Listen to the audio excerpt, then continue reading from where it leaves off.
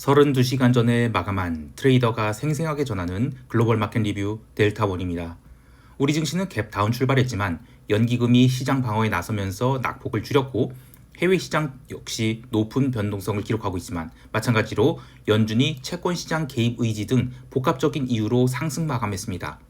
그러나 여전히 문제가 해결된 것은 없고 심지어 해결된다 하더라도 시장이 패러다임이 바뀌었다는 것은 모두 공감하는 것 같아요.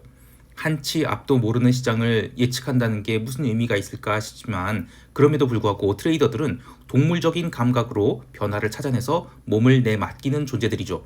어떤 것이 중요한 변화로 느껴지는지 대응 전략과 함께 이야기합니다. 그리고 시황 스크립트를 먼저 보기를 원하시는 분들은 네이버에서 델타원 글로벌 검색하셔서 네이버 프리미엄 콘텐츠 가입하시면 한국 시장 개장 전에 시황 스크립트 받아보실 수 있습니다. 자, 먼저 아시아 세션 리뷰 시작할게요. 우리 증시는 갭 다운 출발을 한 상태에서 처음 1시간 동안은 아시아 시장이 조정과 함께 어느 정도 눌린 듯 했어요. 근데 전반적으로 그냥 눈치 보기 장세였다라고 할 수 있습니다. 오전 9시 현물 시장 개장과 함께 외국인들은 정말 줄기차게 현물 매도를 냈어요. 그나마 다행인 것은 오늘도 선형적으로 현물 매도를 했지만 전체 규모가 6,800억 정도로 크게 줄었다는 것이 특징이고요. 선물 시장에서도 오전 10시 30분까지는 한 7천억 가까운 선물 매도를 했지만 최근에 외국인들이 의뢰 그랬듯이 당일 잡은 포지션이 절반가량은 장마감 때 치웠습니다. 이제 외국인들도 자신감, 그러니까 오버나잇을 해서 막 계속 밀고 가려는 그런 자신감은 없다는 것이죠.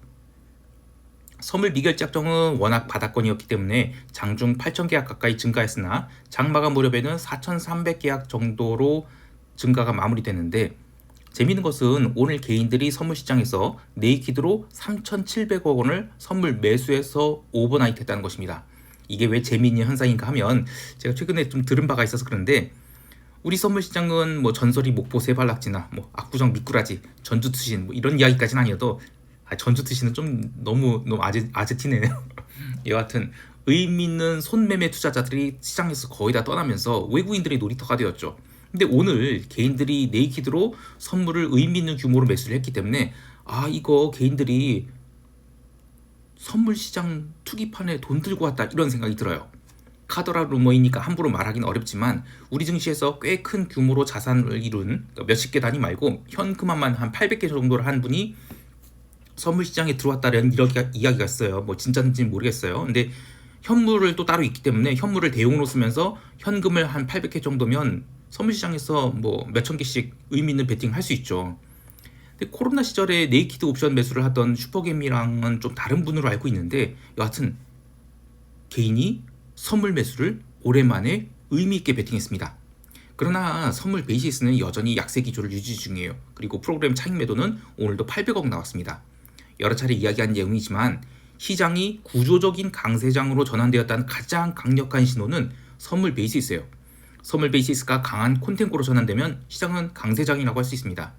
현물을 강하게 사고 싶지만 유동성이 떨어지니까 상대적으로 유동성이 높은 선물 시장에서 프리미엄을 주고라도 선물을 매수하려고 하는 거니까 강세장이라고 볼 수 있는 것이죠. 그런데 지금은 정반대예요. 현물을 앞으로도 팔거나 또는 살 생각은 최소한 없으니까 선물 시장은 매도 공급이 많은 것이고 그러다 보니 선물 시장은 현물 시장보다 항상 저평가 상태인 것입니다. 그래서 약세장인 것이죠. 그런 상황에서 개인이 이렇게 투기적인 선물 매수를 해서 다음날 혹은 뭐 언젠가 이익을 보고 나올 수 있겠지만 그래봤자 몇천억 단위 또 많아야 조 단위예요.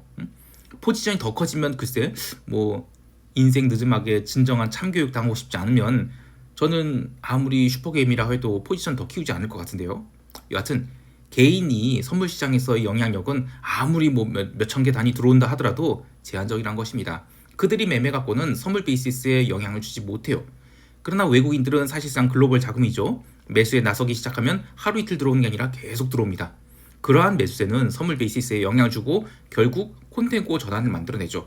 그래서 지금 개인이 매매는 그냥 돈 들어왔네 오늘 베팅 롱 한 것 같은데 성공할까? 뭐 그 정도의 재미로만 봐야 되는 것이지 300 선물 이 가격대에서 우리 증시 이젠 강세 지속을 논한다? 이건 저는 의미가 없다고 봐요. 옵션 시장에서도 재미있는 일이 있었습니다. 어제와 그저께 시황에서 계속 이야기했듯이 5월물 옵션 가격은 변동성이 제대로 반영되어 있지 않아서 아무리 잔존기간이 좀 짧다 하더라도 이건 너무 싸다, 옵션 매도하면 안 된다 라고 했는데 오늘 옵션 가격이 그야말로 폭등을 했어요. 콜 옵션, 풋 옵션 모두 상승해서 등가 기준 1.5포인트 이상 프리미엄이 상승했는데 야간 선물 시장 초반에는 거기에 또 1포인트 이상 상승하기도 했죠. 사실 글로벌 변동성 지수가 지금 30포인트 이상을 기록하고 있는 것을 감안하면 5월물 옵션은 이보다 한참 더 올라야 한다고 생각해요. 다만 두 가지 생각을 해볼 것인데, 첫 번째는 우리 증시가 지금 절대적 저평가 상태, 그러니까 업사이드 리스크를 의식하기 시작해서 콜 옵션이든 풋 옵션이든 함께 오르면서 옵션에서 엄청난 스마일을 만들어내고 있죠. 시장이 갭으로 움직인 뒤에는 해당 방향으로 더 이상 진행하지 않는다? 그러면 옵션 가격이 더 살아나기 어려워요. 왜냐면 굳이 해지를 할 필요가 없으니까요. 금요일까지는 5월물 옵션이 워낙 저렴했기 때문에 옵션 가격이 콜, 풋 둘 다 올랐지만 어느 시점이 되면 갭이 나온다 하더라도, 그게 상승 갭이든 하락 갭이든요, 갭이 나온다 하더라도 옵션 가격이 제대로 살아나지 않을 시점이 올 것이라 봐요. 그때부터는 마켓 메이커들도 자신 있게 양쪽으로 옵션 매도 포지션을 쌓기 시작할 것으로 봅니다. 자, 두 번째는 위클리 옵션이 존재인데, 우리 증시엔 지금 월요일과 목요일 이렇게 두 번이 위클리 옵션이 존재해요. 지난 4월물 옵션 시장에서 마켓 메이커들이 하방 배리어를 터뜨리면서 아주 뜨거운 참 교육을 당했죠. 그래서 먼슬리 옵션으로는 함부로 레인지 플레이를 하지 못한 대신 위클리 옵션이 만기일에 집중해서 옵션 눌러주기를 할 것 같아요. 이는 작년 8월 급락장 이후의 흐름에서도 동일하게 나타난 부분인데, 그때도 마켓메이커들 아주 제대로 터진 뒤 거의 한 2달 동안은 만기일에만 옵션을 집중해서 누르고 나머지는 아주 보수적으로 매매했어요. 이렇게 되면 월요일과 목요일은 현물 시장의 영향보다는 파생 시장의 영향이 커져서 철저한 장중의 양매도장, 아니면 장중의 옵션 미결제를 모았다가 오후장의 한쪽으로 막 밀어붙이는 그런 흐름이 나올 수 있다라고 봐요. 여하튼 핵심은 파생 시장의 영향력이 월요일과 목요일만큼은 당분간은 매우 강해질 가능성이 있겠다. 이 정도로 정리할게요. 자, 이제 유럽 세션으로 넘어갑니다. 유럽 증시는 갭 상승 출발을 했는데 오전장 내내 차익 실현 매도가 나왔어요. 그래서 고점에서 저점까지 무려 마이너스 3.8%가 밀린 등 초반이 그 스트레이트 하락이 살벌했습니다. 관세에 대한 불확실성으로 투자자들이 자신있게 롱 포지션을 유지하지 못하고 있다는 것이 하락의 원인이다, 이렇게 얘기하는데, 유럽 증시는 지금 라인메탈 같은 방산주가 시장을 붙들고 있을 뿐 럭셔리 주식인 에르메스는 계속해서 올라올 때마다 얻어맞고 있죠. 또 BMW, 그 메르세데스 벤츠, 그리고 스텔란티스, 이거는 그냥 아주 한숨 나올 정도예요. 저 바닥이에요. 그런 가운데 아시아 세션에서 스탑로스가 터지기 시작한 유로화 급등이 유럽 세션 개장 후 1시간 동안 또 폭발적으로 이어지면서 유로존 펀더멘털과 역행하는 유로화 강세가 투자자들이 머리에 아주 그야말로 지진이 나게 했어요. 그나마 다행인 것은 유럽 증시 마감 무렵 미국 증시가 반등을 시작하면서 유럽 지수 선물은 장중에 마이너스 2.5% 가까이 눌린 것을 모두 만회하고 플러스대로 돌렸는데, 그런데 변동성은 얼마 안 눌렸습니다. 변동성은 전일 대비 5% 상승한 33포인트로 마감했어요. 참 이거야말로 뉴노멀이죠. 지수 변동성이 지금 앞자리가 3인 상태로 지금 며칠을 가고 있는 건지 대단합니다. 채권 시장에서도 뉴노멀은 이어지고 있습니다. 오늘도 미국채는 빠졌어요. 그 교과서에 나오는 채권 공식을 모르면 안 되지만 이 공식을 헌신짝처럼 버릴 수 있는 말랑말랑한 머리를 가져야만 트레이딩에서 성공할 수가 있어요. 안 그랬다가는 마진콜 당하는 것입니다. 오늘은 단기물은 많이 눌리고 장기물, 특히 30년물은 덜 눌렸어요. 야, 플래트닝 나왔네. 시장 좋아지나? 이렇게 생각하면 안 되고 그냥 미친 변동성이 시대인 것입니다. 오늘 채권 시장이 눌린 이유는, 그러니까 금리가 내려간 것은 단기물 위주로 내려갔고 그 이유에 대해서 증시가 반등을 해서라고 하는데, 정확히 이야기하면 오늘 미국 세션 개장 후 거의 2시간 동안 증시가 올라올 때마다 계속 얻어맞았거든요. 그 이유가 이번 주 내내 이어졌던 달러화 자산에 대한 매도 절정을 보이면서 그때까지만 해도 단기 채권, 장기 채권 둘 다 계속 눌렸어요. 그런 답이 안 나온 상황에서 연준이 채권 시장에 개입한다, 이런 루머가 돌면서 증시가 반등을 했거든요. 그런데 그러니까 이제 단기 채권은 증시가 올라가니까 살아나지 않죠. 그런데 장기채는 나름 반등을 했어요. 그래서 큰 그림을 보면 여전히 달러화 자산에 대한 매도는 멈추지 않는 것이고 단지 그냥 속도 조절만 하겠다라고 볼 수 있을 것 같아요. 통화시장에서는 아시아 세션에서 엔화도 그렇고 유로화도 아주 스퀴즈성 폭등이 나왔습니다. 재미있는 것은 유럽 세션 초반까지만 이들 통화가 강세를 보였고 미국 세션 들어서는 상승분을 좀 줄였어요. 그럼에도 불구하고 달러 인덱스는 100포인트 이하로 내려간 뒤 제대로 반등을 하지 못한 채 하락 추세의 출발 신호를 만들었습니다. 올해 달러에 대한 투자자들의 견해가 3월 들어 이렇게 급반전할 수 있나 싶은데요. 이는 전통적인 매크로 지표들이나 통화 정책에 대한 분석으로서 시장 흐름을 예측하려는 그런 로직들이 트럼프의 자국 중심주의로 지금 죄다 깨져버렸기 때문이다. 이렇게 생각해요. 그러나 펀더멘털로 접근하면 지금의 유로화 강세는 얼마나 지속될 수 있을지 의문인데요. 기름이나 구리 같은 산업재들의 상승도 마찬가지예요. 상품 시장에서는 골드, 실버가 폭등을 했습니다. 특히 실버는 골드가 연일 신고가를 갱신하는 것을 좀 뒤늦게 따라오려 하는데 시황을 쓰고 있는 일요일 새벽 뉴스에서는 트럼프가 사실상이 항복을 한 것이라는 반도체에 대해서 관세 면제의 예외를 조심스럽게 발표했다 이런 이야기가 있죠. 시장에서 이 재료를 호재로 받아들일 거라고 하지만 이런 생각을 해보죠. 이러한 재료가 시장이 악재를 덮기 위한 재료인지 아니면 시장이 상승을 가속시키는 불쏘시개인지를 보면 최소한 후자는 아니죠. 증시가 반등하기 시작하자 기름이 반등하기 시작한 등 원자재 시장에 긍정적인 분위기가 돌았지만 그렇다고 해서 골드가 내려간 것은 아니에요. 한마디로 달러에 대한 거대한 불호의 시작이라는 이 변화는 쉽게 유턴시킬 수 있는 테마가 아닌 것입니다. 자, 이제 미국 세션 넘어갈게요. 미국 지수 선물은 그 산드라 블록이 영화 당신이 잠든 사이에를 떠올리게 하는 또 아재 인증이네요. 여하튼 그 미국 시장 참여자들이 잠든 사이에 마이너스 2% 갔다가 플러스 2% 갔다가 아주 난리브루스를 쳤습니다. 미국 세션 개장 무렵에는 약보합 출발하게 됐는데 오전장에는 매수가 들어올 때마다 더욱 강한 매도가 쏟아져 나왔고 미시간대 기대 인플레이션은 오르고 소비자 심리지수는 내려간 등 경제지표는 나쁘게 나왔는데 지표에 의한 시장 충격은 없었다고 보고요. 그냥 변동성 매수와 연계된 기계적인 지수 매도가 더 강했다라고 봐요. 근데 유럽 증시 마감 이후 주말 사이에 이번에는 뭔가 좀 긍정적인 변화가 있지 않을까 이런 기대감으로 매수세가 들어오기 시작했다라고 보는데 이때 연준에서 장기 채권에 대한 시장 방어를 할 것이다 이런 루머가 있었죠. 그러면서 이제 단기채는 그대로 눌린 상황에서 장기 채권이 올라오면서 미국 지수 선물도 올라오기 시작했고요. 2시간 동안 그 미국 지수가 스트레이트 3% 상승을 하게 됩니다. 오후장에는 차익 실현성 매도도 꽤 많이 나왔어요. 그런데 저가 매수가 더 강했고요. 그렇게 이평선을 따라 올라가면서 미국 증시는 1.7%대로 마감하게 되었습니다. 하지만 변동성은 내려갔다고 한 게 28.7포인트예요. 변동성이 눌린 정도지 이번 주 수요일에 그 관세 90일 유예 때 하락한 마이너스 28% 이거에 비하면 뭐 빠진 것도 아닙니다. 참고로 이 변동성이 이렇게 높은 수준에서 등락을 보인다고 하면 시장에서 어떤 이벤트나 뉴스로 인해서 급등락이 발생할 경우 해당 변동성에서 커버할 수 있는, 그러니까 더 이상 변동성이 변하지 않는 자리까지 도착한다.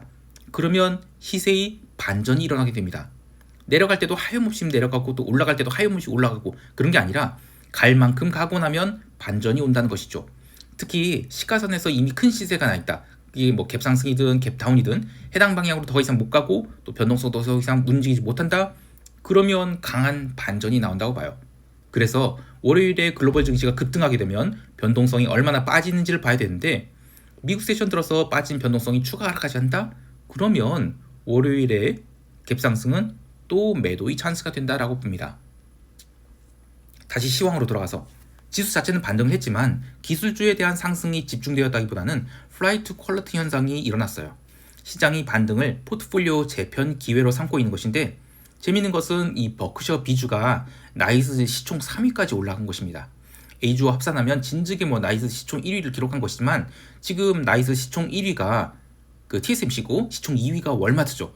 그래서 시장이 조금만 더 밀리게 되면 버크셔 비주가 그 나이스, 그러니까 뉴욕 증권거래소 시총 1위에 등극하면서 오 역시 버핏 할배 이렇게 찬양이 나오지 않을까 하는데 누가 맞고 틀리고를 떠나서 지금 시장의 변화가 투자자들이 계속 보수적으로 반하고 있다. 요걸 좀 파악해야 됩니다. 자, 이제 시장 총평하면서 대응 전략 이야기할게요. 우리 증시는 미국 증시가 폭등한데도 야간 선물 시장에서의 선물 상승률은 0.4%도 되지 않았습니다. 물론 주말간 미국이 반도체에 대한 관세 부과 철폐를 했다고 하니 아시아 증시 오전장에는 긍정적 영향을 주겠지만 이게 얼마나 지속될지는 잘 모르겠어요. 글로벌 증시가 진득하게 지금 상승한 장이 아니라 뉴스에 아주 민감하게 반응하고 있는데 개별 국가에서는 또 뭐 그 나름대로의 동인이 존재하죠. 우리 증시는 월요일이 위클리 옵션 만기이고 또 시황에서 이야기했듯이 제로 데이 투 익스파이어 옵션을 콜이고 푸시고 사정없이 패면서 지난 4월 물에서의 옵션 손실을 만회하려 할 것으로 보여요. 또 투자자들의 심리도 지금 종합주가 지수 2500선까지 한 번에 회복한다? 이건 좀 부담이 크다고 봐요. 그래서 초반 30분 정도는 옵션 시장에서의 스퀴즈가 얼마 나온지 보고 이후에는 사정없이 양매도 전략으로 옵션을 조이든지 아니면 증시에 차익 실현성 매도가 나올지 이렇게 봐야 되겠습니다. 자, 또 하나 볼 것은 5월물 먼슬리 옵션 가격이 변화요. 금요일에 일부 저평가가 해소되었다고 하지만 글로벌 변동성 수준까지 오려면 옵션 가격은 쉽게 안 빠질 것 같아요. 월요일에 우리 증시가 초반에 상승할 때 콜 변동성이 상승한 뒤 더 이상 못 가고 시장이 흘러내리게 되면 콜 옵션 변동성은 별로 빠지지 않은 채 풋 옵션 변동성이 상승하면서 전체 변동성이 상승한지 아니면 지수 하락에도 양 옵션 변동성이 쭉 빠지는지를 봐야 되겠어요. 후자가 된다고 하면 경험적으로는 이번 주 주봉 고점이 월요일에 만들어졌다 이렇게 얘기할 수 있겠는데 지금 5월물 옵션이 클래스별 미결제약정 지금 텅텅 비어 있거든요. 그래서 그야말로 랜덤으로 움직일 것 같아요. 오히려 월요일만큼은 그 시황에서 얘기했듯이 위클리 옵션이 어떻게 움직이는지 거기에 좀 집중해야 될 것 같습니다. 여하튼 지금 4월물에 대해서는 마켓메이커들이 아주 세게 얻어맞았어요. 그래서 바로 회복해서 5월물의 먼슬리 옵션에서 레인지를 플레이를 하게 될지 이게 좀 고민이 됩니다. 전 자신감 없다고 봐요. 그래서 그냥 그 당일 만기가 되는 위클리만 집중해서 옵션 매도를 하고 5월물 먼슬리 옵션은 아주 보수적으로 대응하지 않을까 생각해요. 해외 시장에 대해서도 원자재 급반등이 있었는데 이건 여전히 전 넌센스라고 봐요. 구리와 기름 모두 매도의 대상을 보고 있고요. 지금 올라온 것은 저는 변동성의 영역으로 봐요. 지금 기름 변동성인 OBX 인덱스가 지금 2022년 수준까지 올라왔거든요. 뭐 그전까지만 해도 기름 변동성이 지금 60포인트까지 넘어갔는데 굉장히 오랜만이에요. 기름이 어제 반등하면서 50포인트까지 내려왔긴 하는데 글로벌 변동성 자산 변동성이 지금 모두 다 상승해 있는 상태죠. 그래서 저는 기름 변동성도 쉽게 안 내려갈 것 같아요. 기름 시장은 60달러 공방전을 하다가 결국에 점진적 하락을 보이면서 50달러 아래로 내려갈 것을 보는데 높은 변동성 구간을 잘 넘어간다면 시장은 결국엔 펀더멘털 점검으로 올 거죠. 근데 과연 기름을 70달러 이상으로 당길 만한 이유가 있을까요? 굳이 따지면 달러의 몰락으로 인한 인플레이션인데 하나 짚고 넘어갈 게 있어요. 지금은 기름 생산이 헤게모니가 오펙인데 있는 게 아니에요. 드릴 베이비 드릴 이거 잊으면 안 돼요. 따라서 기름에 대해서는 계속 부정적으로 보고요. 구리 또한 결국 흘러내릴 것으로 보되 이게 급락이 나올지 아니면 천천히 힘이 빠지면서 내려오게 될지 이건 좀 별개이라고 봐서 일단은 음봉이 나온지를 좀 보고자 합니다. 자, 남은 주말 즐겁게 보내시길 바라고요. 이상 델타원이었습니다. 감사합니다.